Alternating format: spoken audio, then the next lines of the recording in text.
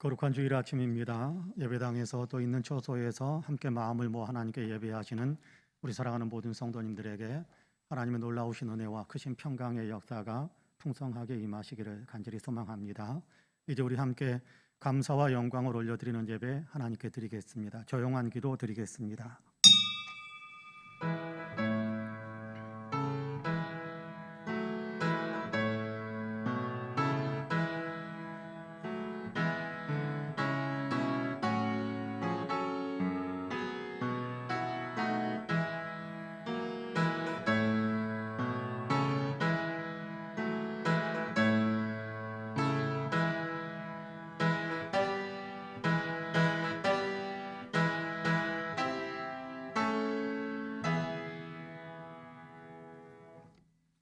주께 힘을 얻고 그 마음에 시온의 대로가 있는 자는 복이 있나이다. 그들이 눈물 골짜기로 지나갈 때에 그곳에 많은 샘이 있을 것이며 이른 비가 복을 채워주나이다. 그들은 힘을 얻고 더 나아가 시온에서 하나님 앞에 각기 나타나리이다. 만군의 여호와여, 주께 의지하는 자는 복이 있나이다. 은혜로우신 하나님 감사합니다. 거룩한 주일 저희에게 허락하시고 원근각처에 흩어져 있었던 저희들을 마음으로 하나 되게 하시사 함께 하나님께 예배할 수 있게 하시니 참으로 감사합니다. 예배하는 이 시간, 예배하는 사랑하는 성도들에게 친히 임재하여 주시사 주님 예배를 통해 홀로 영광을 받아주시고 예배하는 사랑하는 성도 한 사람 한 사람 위에 하늘의 복으로 땅의 복으로 풍성케 하여 주옵소서. 감사드리며 예수님의 이름으로 기도하옵나이다. 아멘. 함께 일어나셔서 찬송가 14장으로 우리 주님을 찬양합니다.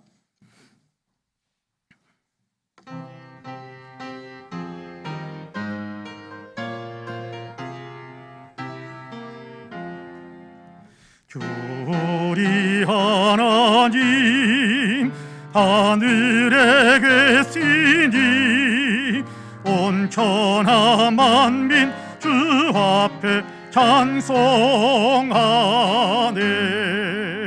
이 천지 만물도 주 앞에 엎드려 그 거룩하신 이름을 늘 높이네. 그 언약하신 것 끝까지 지키니 저 하늘나라 향하여 곧 가리라.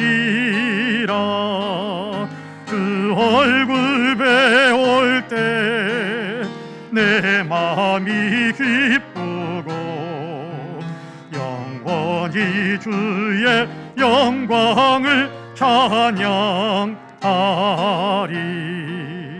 왕의 왕 되신 주 하늘에 계시니 이 세상 죄악 이기신 우주 예수. 저 천군 천사들 주홍이하고서 무성도 함께 영원히 늘 섬기네. 성삼위일체께 승리한 무리들 다 기쁜 소리 높여서 감사드려. 창조주 하나님 내 주님 되시니 주 앞에 나도 엎드려 경배하네. 아멘. 성시교독은 교독문 17번입니다. 교독문 17번입니다.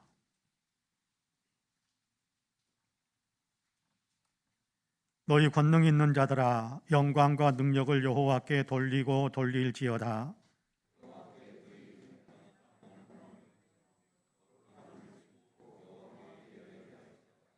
여호와의 소리가 물 위에 있도다. 영광의 하나님이 우리의 소리를 내시니 여호와는 많은 물 위에 계시도다.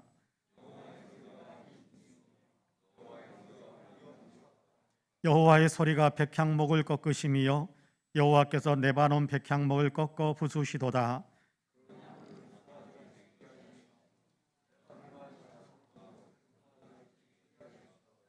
여호와의 소리가 화염을 가르시도다.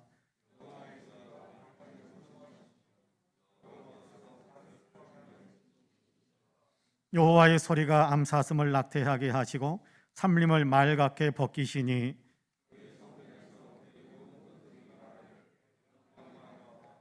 여호와께서 홍수 때에 좌정하셨으며 여호와께서 영원하도록 왕으로 좌정하시도다. 여호와께서 자기 백성에게 힘을 주심이요 여호와께서 자기 백성에게 평강의 복을 주시리로다. 아멘. 교회는 고백과 간구의 기도를 함께 드리겠습니다. 함께 기도합니다. 은혜로우신 하나님, 거룩한 주일에 주님을 예배하는 자리에 서게 하심을 감사합니다. 우리의 마음도 온전히 주님을 향하게 하셔서 전심으로 예배할 수 있게 해 주시옵소서. 주님을 만나게 되는 예배 시간에 혹여 우리의 마음이 분산되지 않기를 원합니다. 주님을 만나는데 집중하지 못하고 있다면 주님 용서하여 주시고 온전한 마음으로 주님을 사모하게 하여 주시옵소서. 주님, 새해를 시작했으니 새로운 마음으로 영성훈련을 시작해야 할 텐데 저희는 그렇지 못하고 있음을 고백합니다. 성경 말씀을 묵상하지 못하고 기도에 집중하지 못하고 있습니다. 예배에 충실하지도 못하고 있습니다. 바쁘다는 핑계를 대면서 영적 생명을 돌보지 못하고 있습니다. 용서하여 주시고 주님 섬기는 것을 먼저 우선순위에 놓도록 저희를 이끌어 주시옵소서. 아멘. 개인의 고백과 간구를 하나님께 드립니다.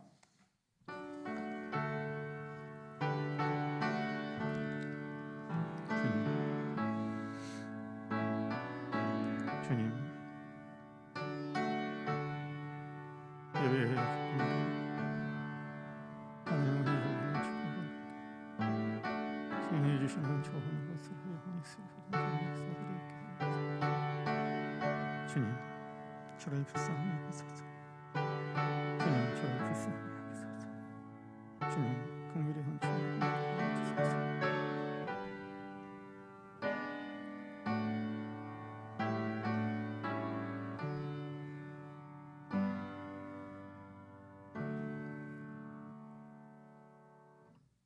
이제 그리스도 예수 안에 있는 자에게는 결코 정죄함이 없나니 이는 그리스도 예수 안에 있는 생명의 성령의 법이 죄와 사망의 법에서 너를 해방하였습니다 라는 말씀에 의지하여 하나님께서 그리스도 예수 안에서 저와 여러분 우리 모두의 죄를 다 용서하셨음을 주님의 이름으로 선포합니다. 아멘. 신앙 고백하시겠습니다.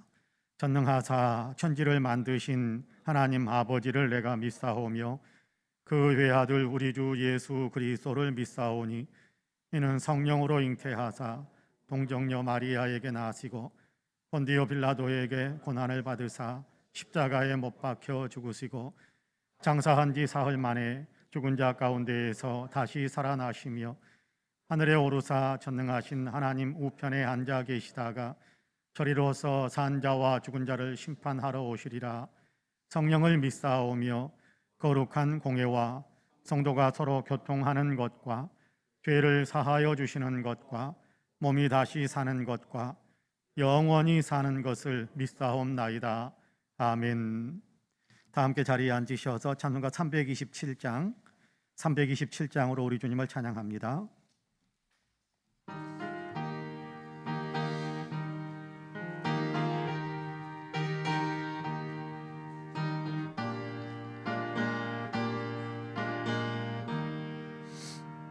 주님 주실 화평 믿음 얻기 위해 너는 정성껏 기도했나. 그의 제단 앞에 모두 바치기 전 복을 받을 줄 생각하라. 그의 제단에 산제사 드린 후에 주 내 맘을 주장하니 주의 뜻을 따라 그와 동행하면 영생 복락을 누리겠네. 그의 밝은 빛에 항상 활동하며 선한 사업을 힘쓰겠나. 자유 얻으려면 주의 뜻을 따라 너희의 모든 것 희생하라. 주의 제단에 산제사 드린 후에 주 내 맘을 주장하니 주의 뜻을 따라 그와 동행하면 영생 복락을 누리겠네. 주의 제단 앞에 모두 바친 후에 주와 온전히 사귀겠네. 주님 주신 기쁨 또한 그의 사랑 어찌 말로 다 경영하랴. 주의 제단에 산제사 드린 후에 주 내 맘을 주장하니 주의 뜻을 따라 그와 동행하면 영생 복락을 누리겠네. 아멘. 예배를 위해서 양두석 장로님께서 기도하겠습니다. 사랑이 풍성하신 하나님 아버지, 오늘 또 우리를 구원하여 그 주신 한없는 은혜와 사랑에 감사하며 구원자 되신 주의 이름을 경배하며 찬양하는 자리에 이렇게 저희들을 불러주셔서 예배하게 하시니 감사합니다. 주님의 광대하심과 주님의 크신 은혜에 영광과 찬송을 올려드리오니 홀로 영광 받아 주시옵소서. 이 시간 성령의 은혜로 저희가 주님 앞에 나왔사오니 저희의 심령을 성령으로 채우시고 마음으로 하나님을 사랑하고 주시는 그 말씀에 겸손히 순종하는 시간이 되게 하옵소서. 우리의 심령을 새롭게 하시는 하나님 아버지, 1년을 새롭게 출발하는 새로운 해를 허락해 주시고 우리에게 새로운 마음과 새로운 용기를 주시니 감사합니다. 새로운 한 해를 살아가는 동안에 우리의 심령에 성령으로 함께하여 주셔서 우리의 삶을 통하여 주님의 뜻을 이루어가는 복된 한 해가 되게 하옵소서. 십자가의 사랑으로 우리를 붙들어 주시어 끊임없이 반복되는 우리의 나약한 모습들이 속에서 주님의 능력을 더하여 주옵시고 거룩하고 온전한 모습으로 나아가게 하옵소서. 이 나라에 신실한 지도자가 세워지길 기도합니다. 올해는 대통령 선거와 지방선거가 있는 해입니다. 국정을 책임지는 위정자들을 선출하는 중요한 해를 맞이하여 저희들이 올바른 선택을 할 수 있도록 인도하여 주옵소서. 어떠한 이익보다도 국민의 소리를 먼저 듣고 국민을 사랑하는 지도자들이 나와서 우리나라를 올바로 이끌어갈 수 있도록 이 나라의 앞날을 주께서 긍휼히 여겨주시고 인도하여 주옵소서. 또한 코로나 바이러스로 인한 고통과 두려움 속에 하루하루를 보내고 있는 모든 국민들을 지켜주시고 사회적, 경제적인 어려움이 조속히 해결되도록 도와주시옵소서. 우리 교회를 사랑하시고 지금까지 하나님의 은혜 가운데 성장하게 하시니 감사합니다. 올 한 해도 다시 한번 은혜 받는 교회, 은혜 나누는 교회라는 목표를 정하여 나아가오니 금년 한 해 더욱더 하나님의 사랑과 위로와 기쁨을 주는 교회로 세워주시옵소서. 우리 교회에 늘 진리의 말씀과 뜨거운 기도와 성령의 능력이 넘쳐날 수 있도록 은혜를 더하여 주시옵소서. 섬김과 헌신을 아낌없이 드리는 교회가 되어 주님의 사랑으로 한마음 한뜻으로 합력하여 선을 이루는 하나님의 신실한 공동체가 되게 하옵소서. 우리 교회가 더욱 말씀이 살아 숨쉬는 교회가 되어 많은 영적 도전 일에 굳건히 믿음이 넘쳐나게 하시고 진정한 예배가 살아있는 교회가 되게 하옵소서.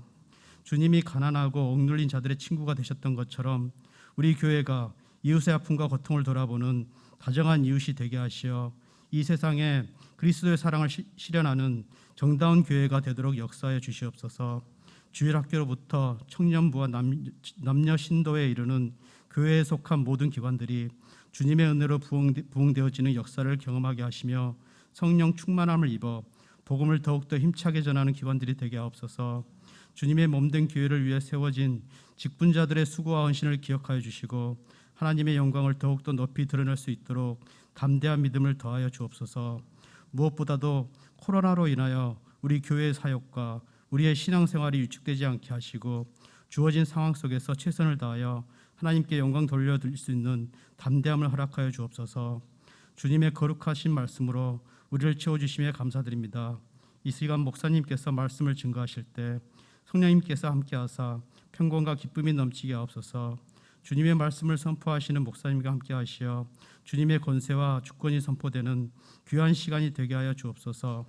우리의 삶이 말씀으로 말미암아 회복과 치유와 변화가 일어나기를 소망하오니 말씀을 듣는 우리의 눈과 귀를 열어 깨우치게 하시고 깨달은 말씀을 삶에 실천하며 참된 그리스도인의 삶을 살아가게 하옵소서. 올 한 해도 주님의 몸된 교회를 위해 수고하며 애쓰시는 박지 목사님과 윤영민 부목사님을 주님의 장중에 붙들어 주셔서 늘 피곤치 않게 건강을 지켜주시옵고 함께 예배드리는 모든 성도들에게도 은혜와 평강으로 함께 하옵소서. 감사드리며 예수님의 이름으로 기도드립니다. 아멘.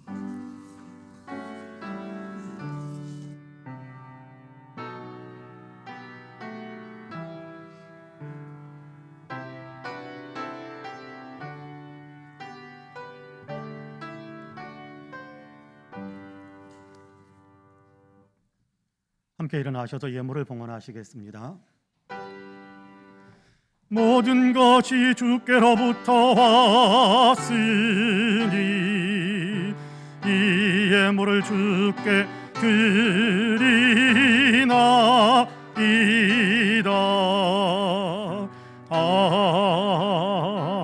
아멘. 참 좋으신 하나님, 우리에게 베푸신 은혜와 사랑과 축복들을 생각하며 예배하는 이 시간, 하나님께서 우리에게 허락하신 것들 가운데 거룩하게 구별하여 귀한 예물로 봉헌합니다. 여기 11조와 감사의 예물, 일천번제와 주일 예물, 선교헌금, 장학헌금, 구제헌금, 건축헌금으로 강단의 꽃을 위한 예물로, 하나님 신년 감사의 예물로, 또 이런저런 마음의 서원과 소원을 담은 예물로 주님께 봉헌하고 있습니다. 향기롭게 흠양해 주옵시고 주님 권능의 손으로 친히 붙드셔서 하나님의 영광을 드러내며 하나님 나라를 확장시키며 교회가 부흥하는 열매를 맺으며 쓰임받게 하여 주옵소서. 많은 생명을 먹이고 많은 생명을 살려내는 일을 이룰 수 있도록 또한 주님께서 축복해 주옵소서. 하나님 예물을 봉헌함으로 감사를 올려드리고 주를 향한 헌신의 마음을 올리고 있는 우리 사랑하는 성도들을 기억해 주시고 마음으로밖에 참여할 수 없는 그런 형편에서 마음으로 참여하고 있는 모든 성도들에게도 은혜의 은혜를 더하여 주시기를 간절히 원합니다.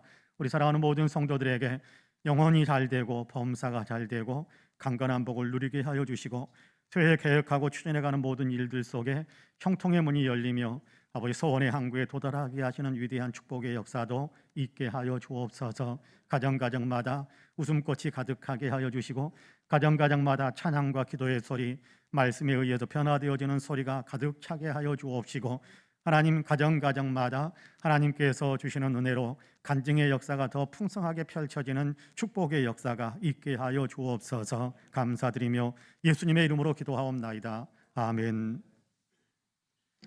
교회 소식을 말씀드리겠습니다. 성도님들께서는 방역 지침을 잘 준수하셔서 모든 예배에 또 적극적으로 참여해 주시기를 부탁을 드립니다. 그래야 공예배가 온전히 회복될 수 있습니다. 예배당 입구에 들어오시다 보면 방역의 활동을 위해서 준비된 세 가지가 비치되어 있는 것을 볼 수 있을 겁니다.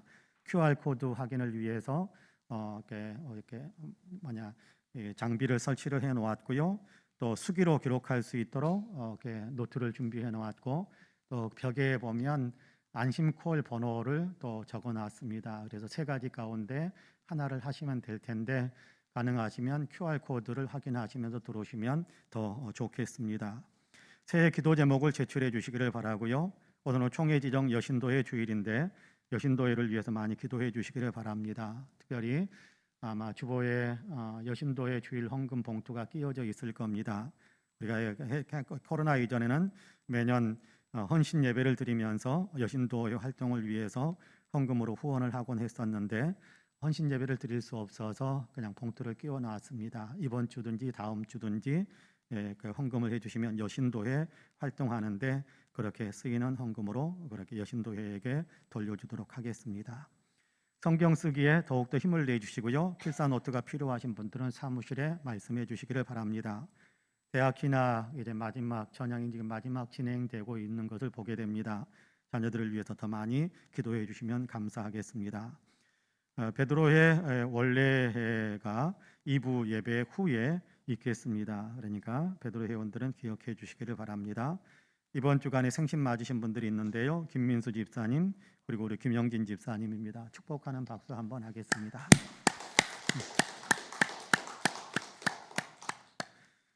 이상 교회 소식을 말씀드렸습니다. 이제 오늘 우리에게 주신 하나님의 말씀을 봉독합니다. 요한복음 2장입니다.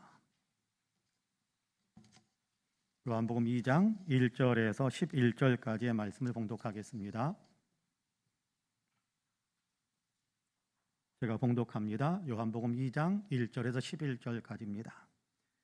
사흘째 되던 날 갈릴리 가나에 혼례가 있어 예수의 어머니도 거기 계시고 예수와 그 제자들도 혼례의 청함을 받았더니 포도주가 떨어진지라. 예수의 어머니가 예수에게 이르되 저들에게 포도주가 없다 하니 예수께서 이르시되 여자여 나와 무슨 상관이 있나이까 내 때가 아직 이르지 아니하였나이다. 그의 어머니가 하인들에게 이르되 너희에게 무슨 말씀을 하시든지 그대로 하라 하니라. 거기에 유대인의 정결 예식을 따라 두세 통 드는 돌 항아리 6이 놓였는지라. 예수께서 그들에게 이르시되 항아리에 물을 채우라 하신즉 아귀까지 채우니 이제는 떠서 연회장에게 갖다 주라 하심에 갖다 주었더니 연회장은 물로 된 포도주를 맛보고도 어디서 났는지 알지 못하되 물 떠온 하인들은 알더라. 연회장이 신랑을 불러 말하되 사람마다 먼저 좋은 포도주를 내고 취한 후에 낮은 것을 내거늘 그들은 지금까지 좋은 포도주를 두었도다 하니라. 예수께서 이 첫 표적을 갈릴리 가나에서 행하여 그의 영광을 나타내심에 제자들이 그를 믿으니라. 아멘. 이 말씀에 큰 은혜가 있기를 간절히 소망합니다. 할렐루야. 옆에 분들과 인사 한번 할까요? 하나님이 당신을 참 사랑하십니다. 눈으로만 인사 한번 합시다. 하나님이 당신을 참 사랑하십니다. 나도 당신을 사랑합니다. 한번 더 할까요? 네, 한 번 더 인사합시다. 당신 참 괜찮은 사람입니다. 눈으로만 그렇게 표현합시다.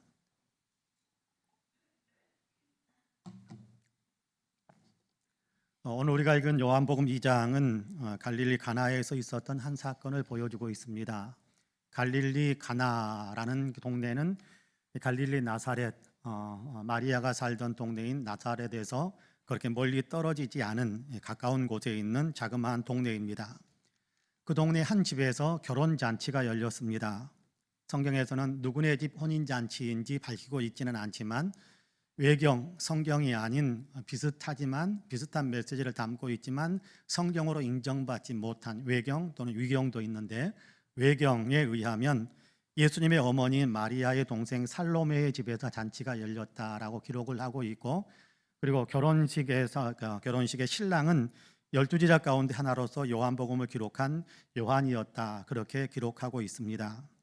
이 기록을 얼마만큼 신뢰할 수 있을지는 모르겠습니다만 본문을 보면 직접 당시의 상황을 직접 본 것처럼 세밀한 부분까지 기록하고 있는 것을 보아서 그리고 또 예수님의 어머님 마리아가 결혼잔치에서 중요한 역할을 하고 있는 것으로 보아서 어쩌면 살로메의 아들 요한의 혼인잔치가 맞을 수도 있겠다라는 생각을 해볼 수 있게 됩니다. 하지만 요한의 혼인잔치인지 아닌지 우리는 단정을 지을 수는 없습니다.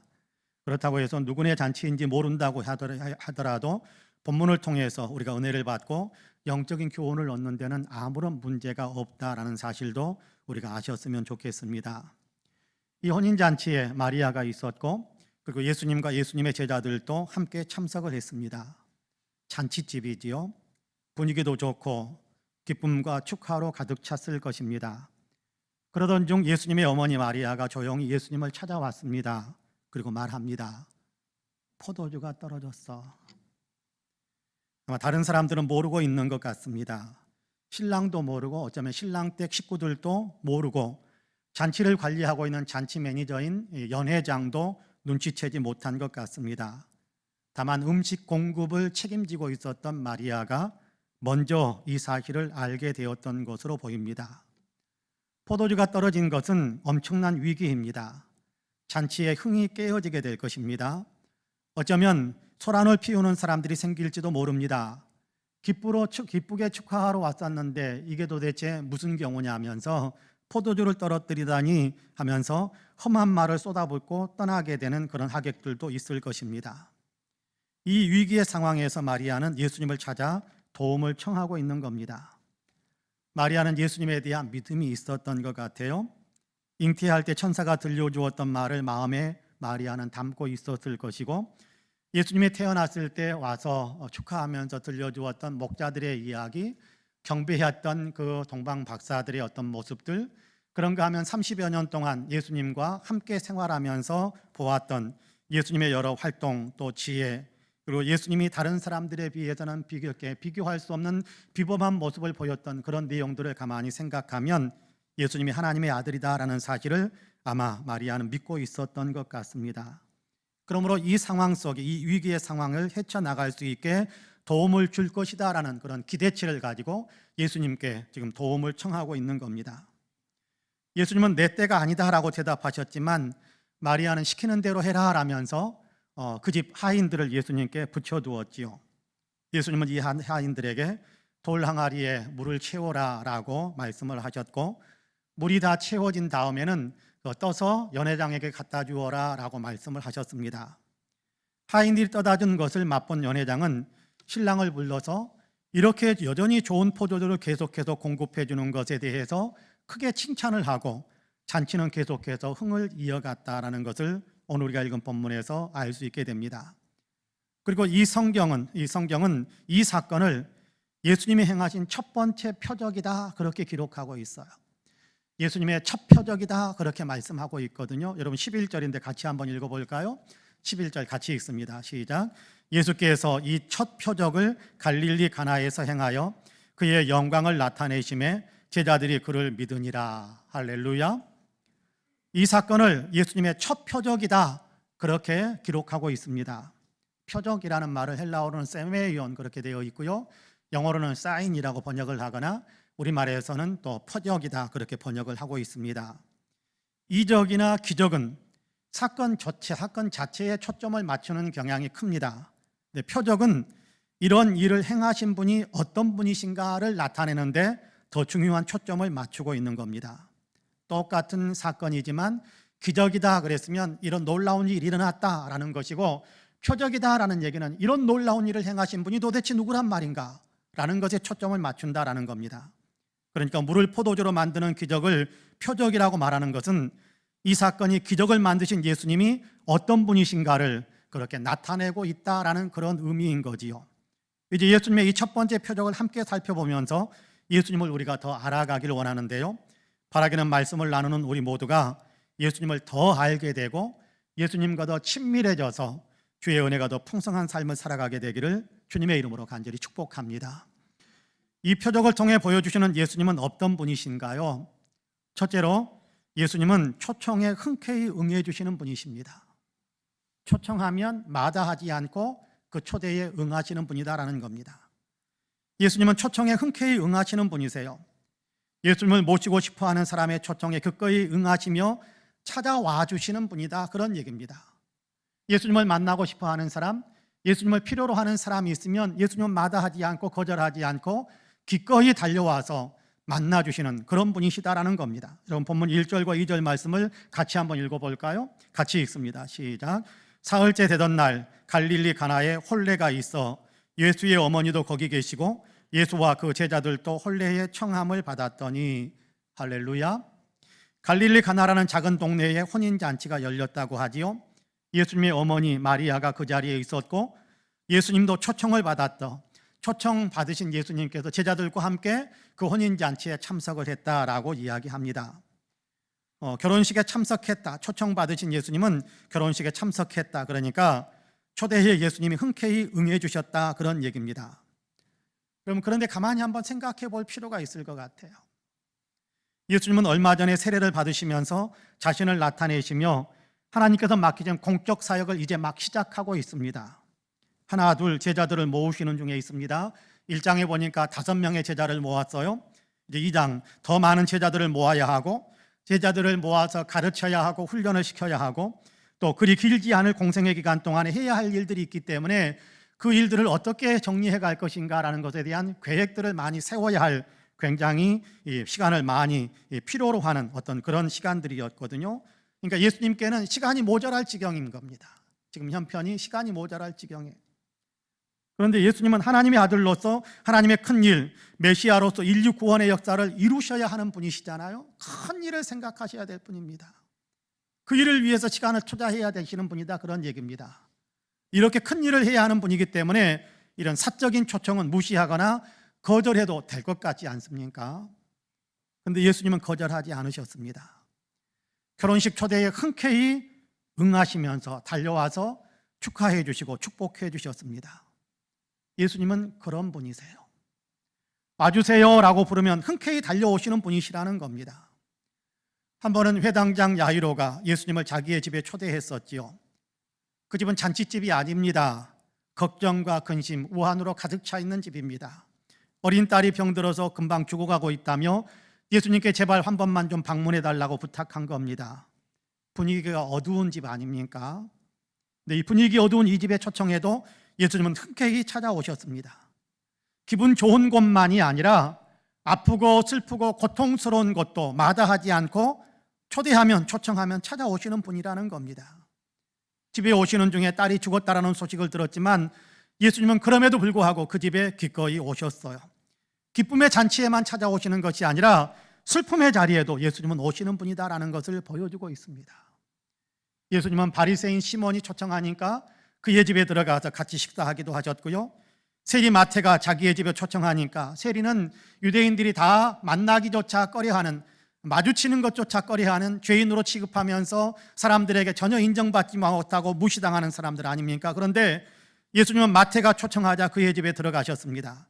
그의 집에서 모두가 꺼리는 대상인 다른 세리들과 함께 즐거이 식사까지 하셨습니다. 예수님은 의로운 사람에게만 오시는 것이 아니라 죄인들에게도 오시는 분이시다라는 사실을 보여주고 있는 거지요. 가리지 않고 초대하는 누구에게나 예수님은 오시는 분이십니다.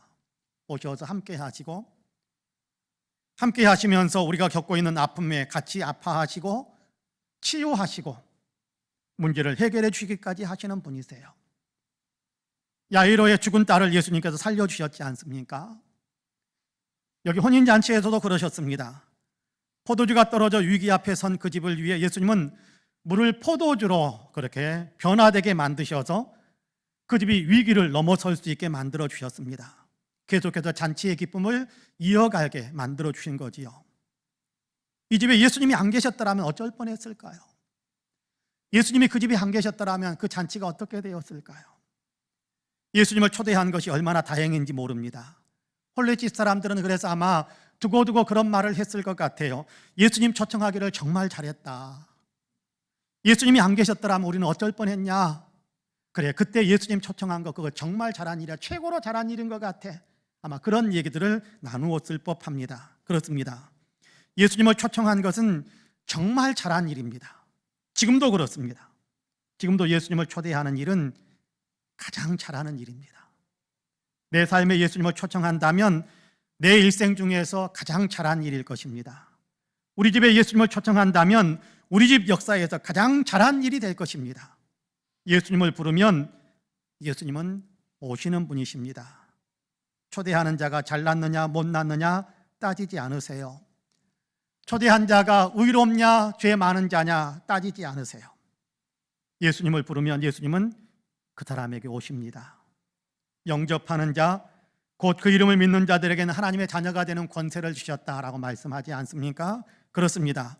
예수님을 모셔드리면 우리는 하나님의 자녀가 됩니다. 예수님을 부르시기를 바랍니다. 오늘 예수님을 내 삶에 초대하시기를 바랍니다.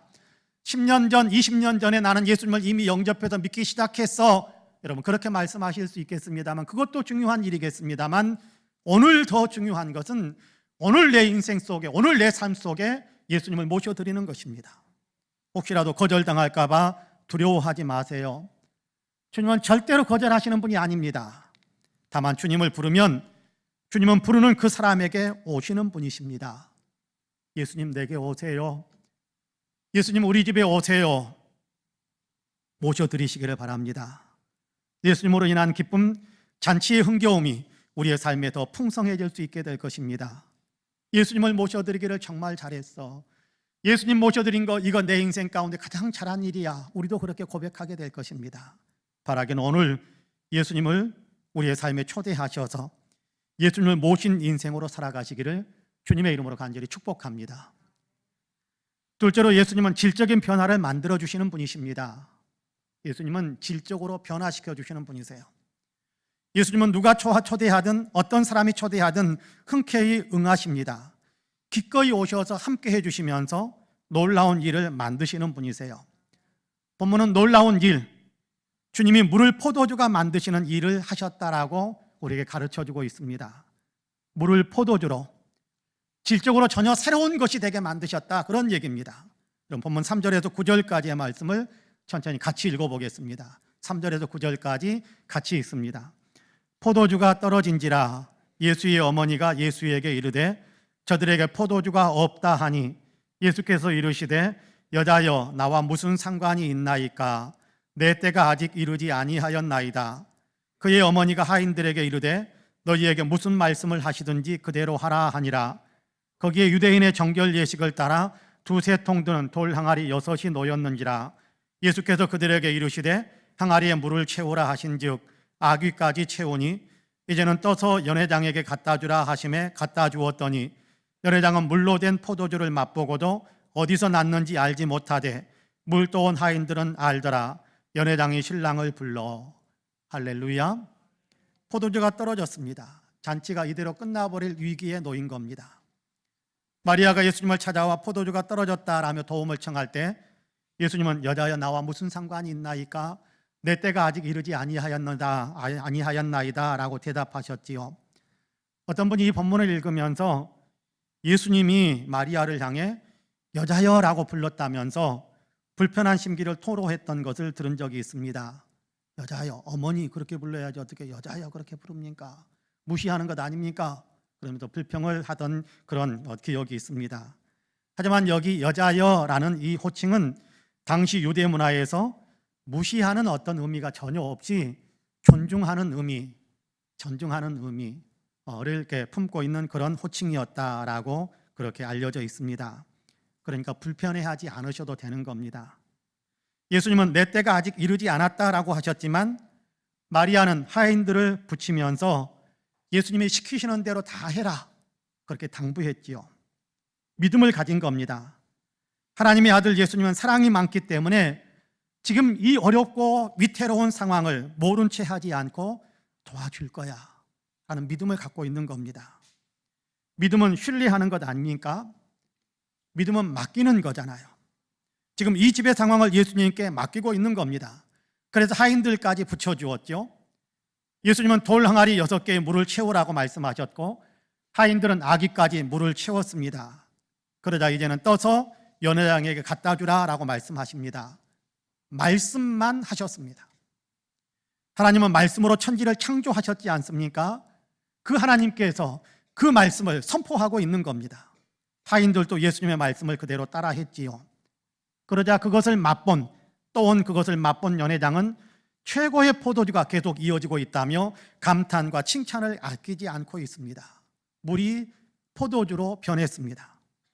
항아리에 물을 채울 때 변했는지 다 채운 후에 변했는지 아니면 하인들이 그 항아리에서 뜰 때 변했는지 가지고 갈 때 변했는지 아니면 연회장의 손에 넘겨질 때 변했는지 알지 못하지만 물이 포도주로 변해져 있었습니다.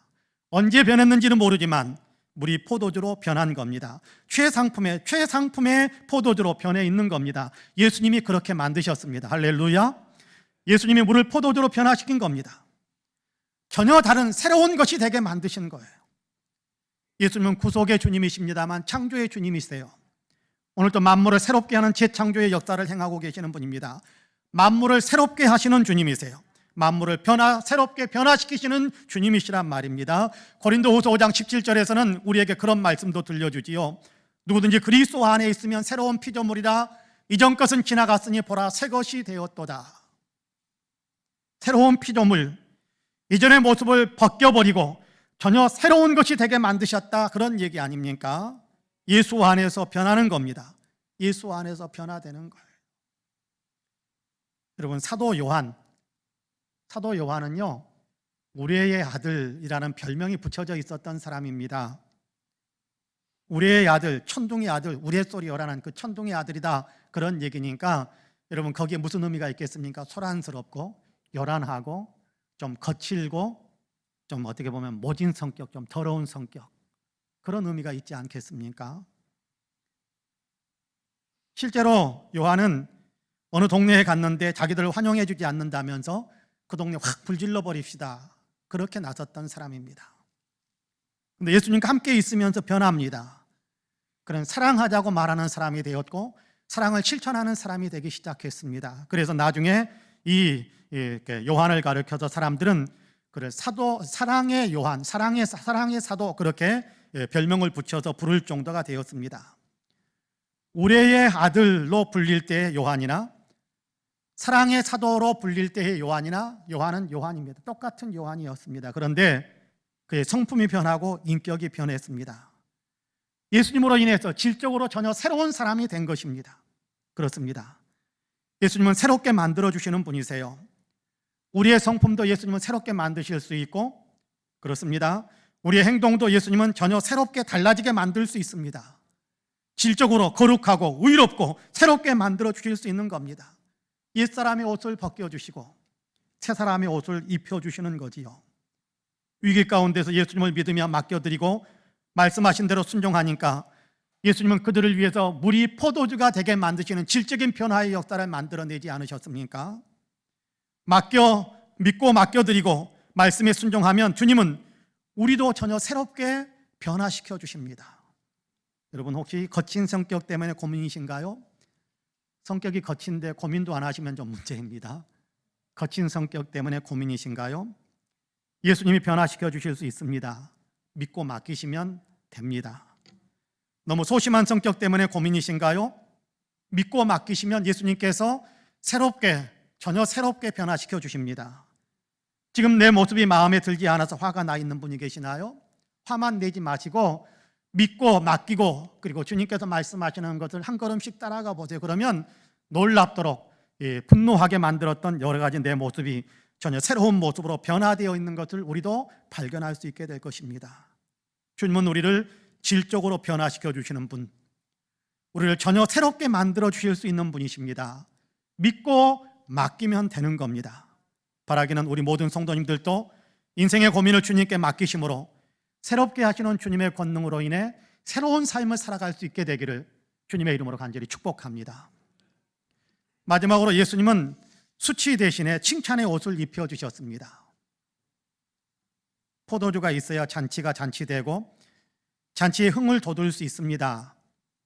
잔치 중에 포도주가 떨어지는 것은 매우 부끄럽고 수치스러운 일입니다.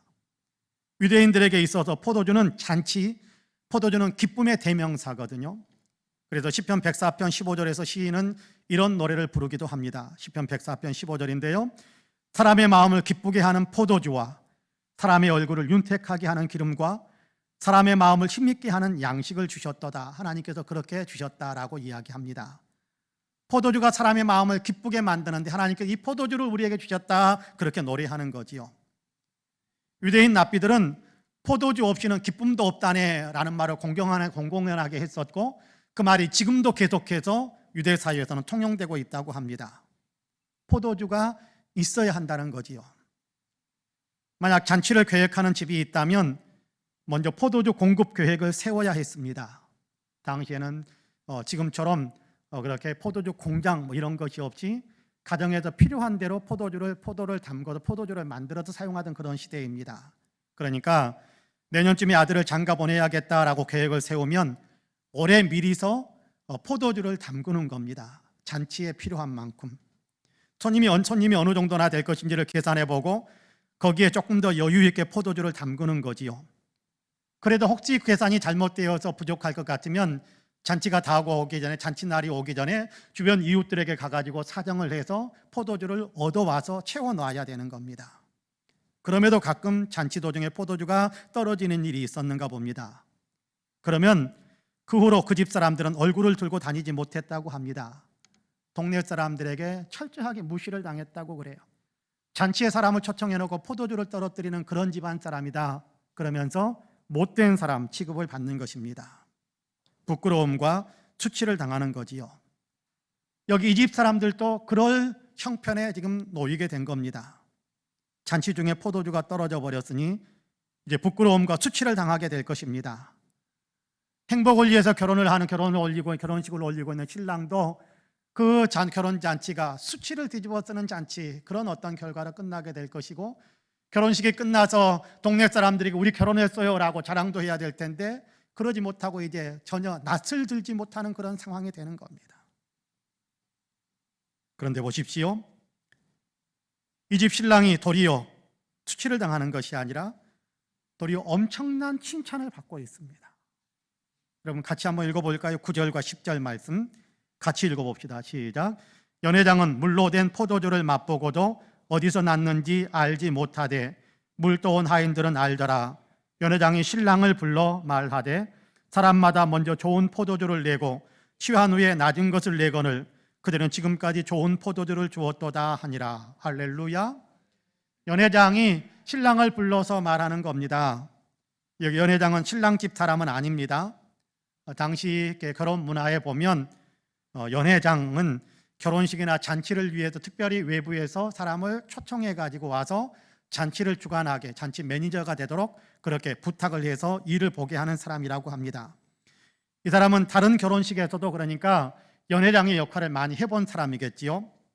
이 사람이 신랑에게 말하는 겁니다.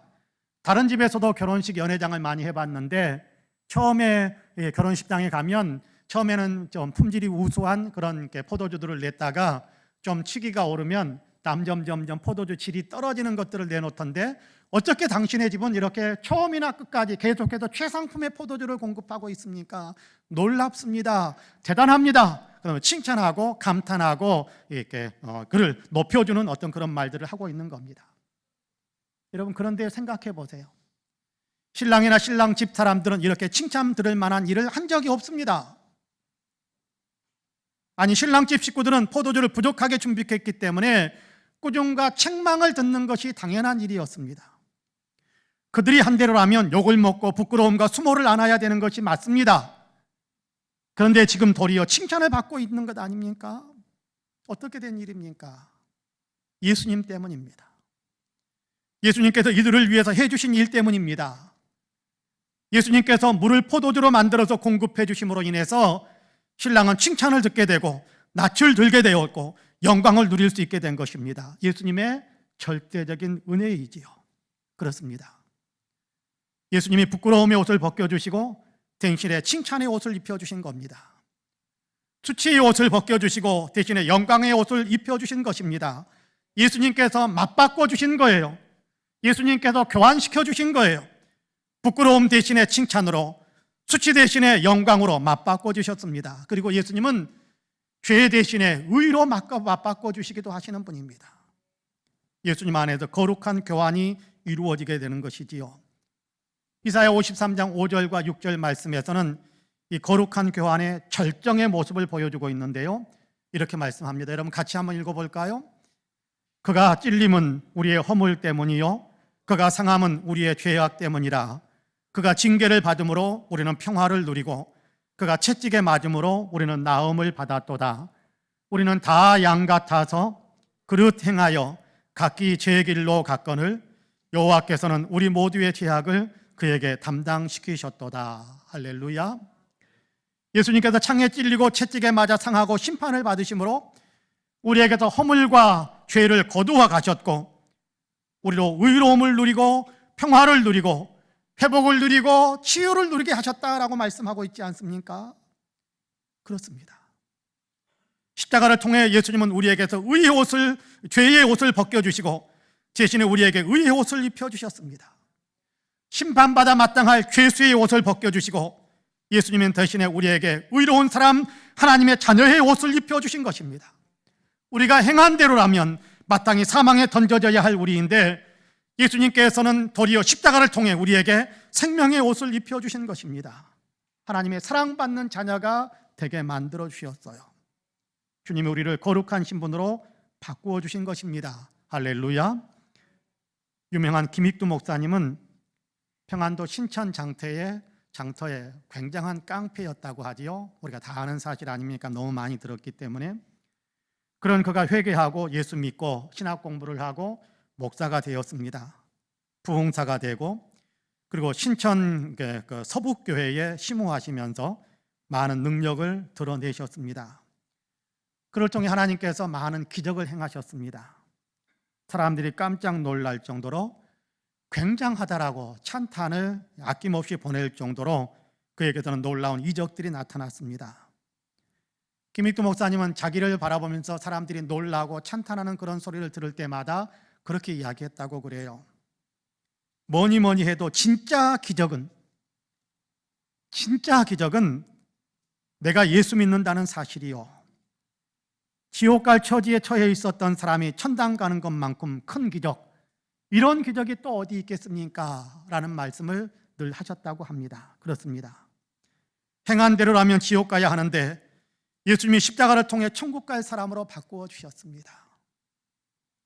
저와 여러분에게도 예수님은 이 천국의 옷을 입혀주셨지 않습니까? 죄의 옷을 벗겨주시고 의의 옷을 입혀주셨습니다. 예수님이 우리에게 허물과 수치의 옷을 벗겨주시고 의로운 하나님의 자녀라는 옷을 입혀주셨습니다. 얼마나 놀라운 은혜인지 모릅니다. 이건 물이 포도주로 바뀐 것보다 더 위대한 기적이고 더 놀라운 능력이고 더 위대한 축복이고 더 놀라운 은혜인 겁니다. 얼마나 감사한 은혜인지 모릅니다. 그 이름을 부르며 믿는다고 고백을 했을 뿐인데 주님은 우리의 추하고 더러운 죄의 옷을 벗겨주시고 대신에 의롭고 찬란한 생명의 옷을 입혀주신 겁니다. 예수 믿는 우리가 지금 그 은혜 안에 있는 사람들입니다. 그러므로 그 은혜의 감사와 영광을 돌리시기를 축복합니다. 사랑하는 성도 여러분, 갈릴리 가나 혼인잔치에서 예수님은 첫 번째 표적을 행하셨습니다. 물을 포도주가 되게 만드셨지요. 이것은 놀라운 기적입니다. 오직 하나님만이 하실 수 있는 기적이지요. 이 기적은 단순히 기적으로만 끝나는 것이 아니라 이 사건은 표적이 되어서 이 기적을 행하신 예수님이 우리에게 어떤 분이신지를 분명하게 나타내 보여주고 있습니다. 예수님이 어떤 분이신가요? 초대하는 그 사람이 누구인지 어떤 사람인지 따지지 않고 초대에 응해 주시는 분이십니다. 오늘 내가 주님을 내 삶에 초대한다면 주님은 당장에 우리의 삶에 들어오시는 분이심을 가르쳐 주는 겁니다. 여러분, 주님이 필요하지 않습니까? 주님과 함께 거하고 싶지 않습니까? 주님을 초대하시기를 바랍니다. 나님이 예수 믿고 있는 사람이라 또 초대할 필요 있나? 어쩌면 굉장히 우리는 교리적으로 그렇게 생각할지 모르겠습니다만은 아닙니다. 주님은 오늘 또 우리의 삶에 들어오고 싶어 하십니다. 문을 두드리시지요. 여러분, 오늘 지금 주님 내 삶에 들어오십시오. 주님 우리 집에 들어오십시오. 초대하시기를 간절히 원합니다. 여러분, 예수님이 어떤 분이신가요? 주님을 믿고 맡겨드리며 말씀에 순종하니까 물을 포도주가 되게 만드는, 질적으로 전혀 새롭게 만드시는 은혜를 베풀어 주시는 분 아닙니까? 그렇습니다. 우리도 주님을 믿고 맡겨드리며 말씀에 따른다면 주님은 우리도 전혀 새로운 존재, 새로운 인격의 사람으로 변화시켜 주시는 주님이십니다. 성격 때문에 고민하시는 분들이 있을 거라고 생각합니다. 성질머리 때문에 힘드신 분들도 있을 거라고 생각합니다. 주님은 고쳐주실 수 있습니다.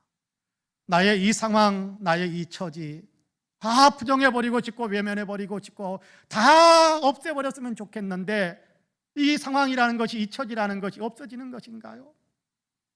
그럴 때 예수님이 들어오시면 질적으로 전혀 새롭게 변화시켜 주실 수 있습니다. 그 상황 속에, 그 처지 속에도 예수님을 모셔드리시기를 간절히 원합니다. 예수님이 어떤 분이십니까? 예수님은 부끄럽고 수치스러운 옷을 벗겨주시고 대신에 칭찬과 영광의 옷을 입혀주시는 분이십니다. 더러운 허물과 죄의 옷을 벗겨주시고 의의 옷을 입혀주시는 주님이세요. 그리고 머지않아 주님이 입혀주신 그 의의 흰 옷을 입고 주님과 함께 어린 양의 혼인잔치, 천국의 잔치에 우리를 들어가게 하실 것입니다. 바라기는 첫 번째 표적으로 우리에게 다가오신 예수님을 더 깊이 만나심으로 그분으로 인한 기쁨과 영광의 삶을 더 풍성하게 누리게 되시는 우리 모든 성도님들이 되시기를 주님의 이름으로 간절히 축복합니다. 아멘. 기도하겠습니다. 은혜로우신 하나님, 물을 포도주로 만드시는 기적을 우리에게 표적으로 나타내셔서 예수님 자신을 우리에게 계시해 주셔서 감사합니다. 초대해 주면 언제든지 초대에 응하시는 주님, 오늘도 우리가 주님을 필요로 하기에, 주님과 함께 거하고 싶기에 주님을 초대하고 싶습니다. 우리가 마음의 문을 활짝 열고 주님을 내 삶 속에 모셔드리고자 하는 거룩한 고백을 할 수 있도록 도우시사 우리 안에 들어오셔서 우리와 동행하시는 귀한 역사가 우리의 삶에서도 이루어지게 하여 주옵소서. 주님이 들어오시면 우리를 질적으로 새롭게 변화시키시는 은혜를 베푸시고, 주님이 우리의 삶에 들어오시면 수치와 부끄러움과 모욕의 옷을 벗기시고 의와 칭찬과 영광의 옷을 입히신다라는 사실을 우리로 하여금 알게 하시니 감사합니다. 주님, 오늘 우리 성도님 한 분 한 분이 예수님을 다 내 삶에, 우리 집에 모셔드리는 귀한 결단을 하게 하여 주시고 예수님을 부르게 하셔서 하나님, 주님 우리와 동행하시는 거룩한 역사, 우리의 삶 속에 아름답게 펼쳐지는 귀한 은혜가 나타나게 하여 주옵소서. 감사드리며 예수님의 이름으로 기도하옵나이다. 아멘. 함께 일어나셔서 찬송가 436장으로 우리 주님을 찬양하시겠습니다.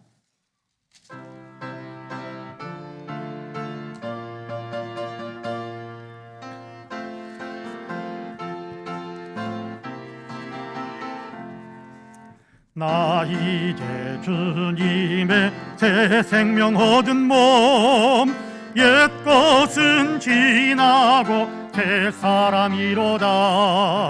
그 생명 내 맘에 강같이 흐르고 그 사랑 내게서 해같이 빛난다.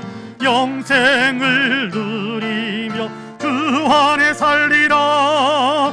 오늘도 내일도 주 함께 살리라. 주 안에 감추인 새 생명 얻으니 이전에 줬던 것 이제는 값없다. 하늘의 은혜와 평화를 맛보니 찬송과 기도로 주 함께 살리라. 영생을 누리며 주 안에 살리라. 오늘도 내일도 주 함께 살리라. 산천도 초목도 새 것이 되었고 죄인도 원수도 친구로 변한다. 새 생명 얻은 자 영생을 누리니 주님을 모신 맘 새 하늘 이로다. 영생을 누리며 주 안에 살리라. 오늘도 내일도 주 함께 살리라. 주 따라가는 길 험하고 멀어도 찬송을 부르며 뒤따라가리라. 나 주를 못 뛰고 영원히 살리라. 날마다 섬기며 주 함께 살리라. 영생을 누리며 주 안에 살리라. 오늘도 내일도 주 함께 살리라. 아멘. 우리 구주 예수 그리스도의 은혜와 아버지 하나님의 놀라우신 사랑과 성령님의 감동 감화 충만케 역사하심이 거룩한 주일의 예배로 하나님을 영화롭게 해드리며 들려주신 말씀에 따라 마음을 새롭게 하고 있는 우리 사랑하는 모든 성도님들과 가정과 가족들, 행하시는 일들과 기도의 소망들 위에, 아름다운 신앙 공동체 우리 성파 은혜교회 위에, 특별히 외국에 있고 군문에 있고 출타 중이거나 병상에 누워 있는 사랑하는 형제 자매들, 우리 명예 목사님이신 서달수 목사님, 이 나라 이 민족, 아직도 코로나로 인하여 고통을 겪고 있는 지구촌에 사랑하는 모든 형제 자매들 위에 이제로부터 영원토록 함께 하시기를 간절히 축원하옵나이다. 아멘.